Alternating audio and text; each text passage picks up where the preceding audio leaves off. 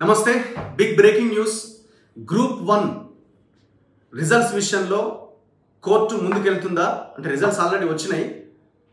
so ఈ ఫలితాలు continue చేయమని చెప్తుందా రిక్రూట్మెంట్ ప్రాసెస్ ని కంటిన్యూ చేయమని చెప్తుందా హైకోర్టు లేదంటే పూర్తిగా రద్దు చేస్తుందా ఏ జడ్జిమెంట్ రిలీజ్ చేయబోతున్నది ఏ జడ్జిమెంట్ ఇవ్వబోతున్నది కోర్టు అని ఒక ఉత్కంఠ కనిపిస్తున్నది 2024 అక్టోబర్ 21 నుంచి 27 వరకు ఎగ్జామ్స్ జరిగినాయి మార్చిలో మొన్న 2025 మార్చిలో రిజల్ట్స్ వచ్చినాయి ఆ రిజల్ట్స్ వచ్చినప్పటి నుంచి గ్రూప్ 1 మీద పెద్ద ఎత్తున దుమారం ఈ గ్రూప్ 1 2011లో ఉమ్మడి ఆంధ్రప్రదేశ్లో ఉన్నప్పుడు జరిగిన గ్రూప్ 1 ఆ తర్వాత మన తెలంగాణలో గ్రూప్ 1 ఎగ్జామే లేదు 2022లో కేసీఆర్ నిర్వహించిండు ఫస్ట్ ప్రిలిమినరీ ప్రిలిమ్స్ తర్వాత మెయిన్స్ బట్ అక్కడ ఫస్టే ప్రిలిమ్స్ అప్పుడే ఎగ్జామ్ రద్దు అవ్వడం జరిగింది అంటే పేపర్ లీక్ అవ్వడం జరిగింది దాని తర్వాత మళ్ళీ పెట్టారు ఎలక్షన్లకి ముందు మళ్ళీ పెడితే బయోమెట్రిక్ యూజ్ చేయలేదని మళ్ళీ హైకోర్టు రద్దు చేసింది ఈ లోపుగా గవర్నమెంట్ చేంజ్ అయిన తర్వాత గవర్నమెంట్ మళ్ళీ ఇంకొక 60 పోస్టులు యాడ్ చేస్తూ అక్టోబర్ 21 2024న మళ్ళీ ఎగ్జామ్ నిర్వహించింది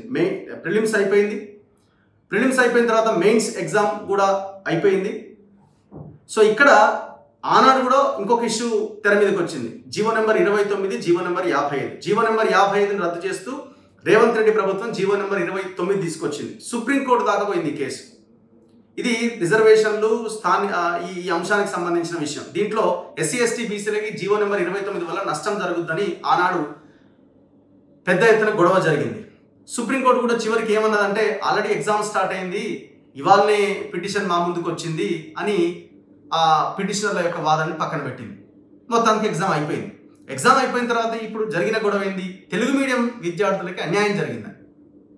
ఒకే సెంటర్లో కోటి ఉమెన్స్ కాలేజ్ సంథింగ్ అక్కడ రాసిన వాళ్ళకి ఎక్కువ ర్యాంకులు వచ్చినాయి అందులో రాసిన వాళ్ళకి వరుస ర్యాంకులు వచ్చినాయి ముఖ్యంగా తెలుగు మీడియం స్టూడెంట్స్ ఇందులో చాలా నష్టపోయారు అని చాలామంది పిటిషన్లు వేశారు ఇటువైపు నుంచి ఎవరైతే ర్యాంక్స్ వచ్చినాయో ఉద్యోగాలు వచ్చినాయని ప్రకటించారో ఆ అభ్యర్థులు వాళ్ళు మాకు ఆల్రెడీ జాబ్స్ రిజల్ట్స్ ప్రకటించారు మా కాలం అంతా వృధా అవుతున్నది మీరు హైకోర్టు మాకు అనుకూలంగా నిర్ణయం ఇవ్వాలని వీళ్ళు ఇట్లా ఇరువైపుల నుంచి పిటిషన్లు హైకోర్టులో దాఖలైంది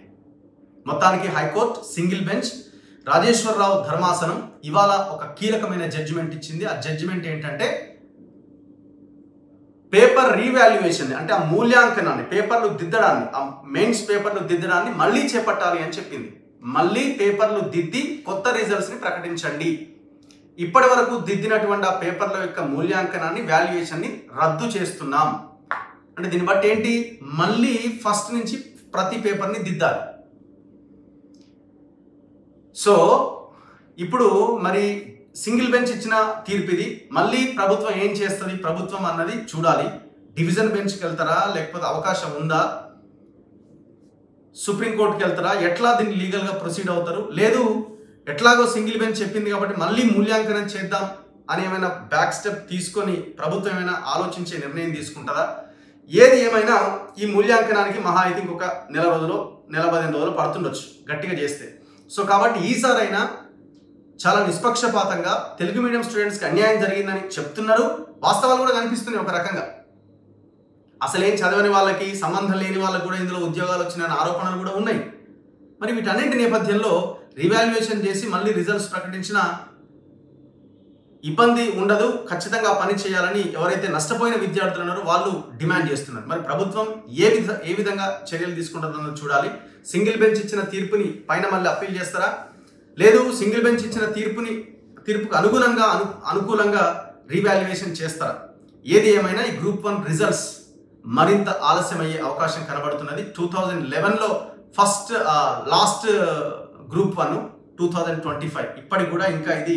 నడుస్తూనే ఉన్నది చూద్దాం మరి ఏం జరుగుతుందో చూస్తూనే ఉండండి మన తొలి వెలుగు